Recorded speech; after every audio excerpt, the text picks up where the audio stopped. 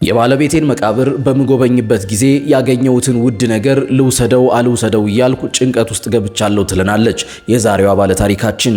ነገሩ እንዲህ ነው። በ30ዎቹ መጨረሻ ላይ ነበር ባለቤቴ ያረፈው። እኔም 20ዎቹ አጋማሽ ላይ የምገኝ ወጣት ስሆን ባለቤቴን በማጣቴ ሐዘኔን የምቋቋምበት አቅም አጣው።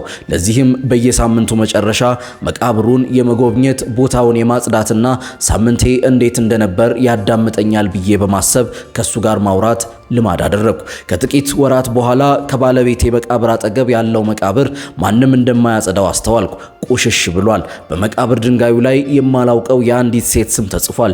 እሷም በአንጻራዊ ሁኔታ በወጣትነቷ ያለፈች ትመስላለች። ባሌ ካወቅኳቸው ሰዎች ሁሉ በጣም ደግና አሳቢ ከሆኑት አንዱ ነበር። ስለዚህ የእሱን ጎረቤት ብንከባከብለት ደስ እንደሚለው ገመትኩ። እኔም ይህችን የማላውቃትን ሴት መቃብር ማጽዳት፣ አበባ መትከል፣ በሁሉም ቅዱሳን ዕለት ሻማ ማብራት ጀመርኩ። ይህ ለ3 ዓመታት ያህል ቀጠለ። ሆኖም አንድ ቀን እንደ ልማዴ በመቃብር ቦታው ስደርስ አንድ ሰው በሴቲቱ መቃብር ፊት ቆሞ አገኘሁት። በጣም ደክሞና የቆሸሸ ይመስል ነበር። በዛ ላይ ስጠጋው ሲጋራ ይሸታል። ራሴን አስተዋወቅኩትና ለምን መቃብሩን ስንከባከብ እንደቆየው ሳስረዳው ማልቀስ ጀመረ። ሴቲቱ ታናሽ እህቱ እንደሆነች አወቅኩ።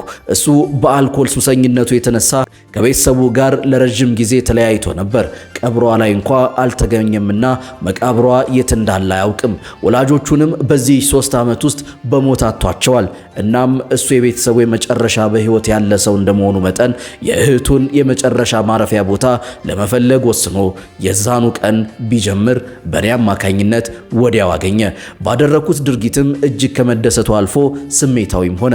ከዚያ በኋላ በየሳምንቱ መጨረሻ ማለት ይቻላል የጠፉ የምንወዳቸውን ሰዎች ለመንከባከብ መገናኘት ጀመር እና እሱ ቀስ በቀስ ሱሱን እየተወ ወደ ህይወት ሲመለስ ስራ ሲያገኝና እንደገና ጤናማ ሲሆን አየሁት።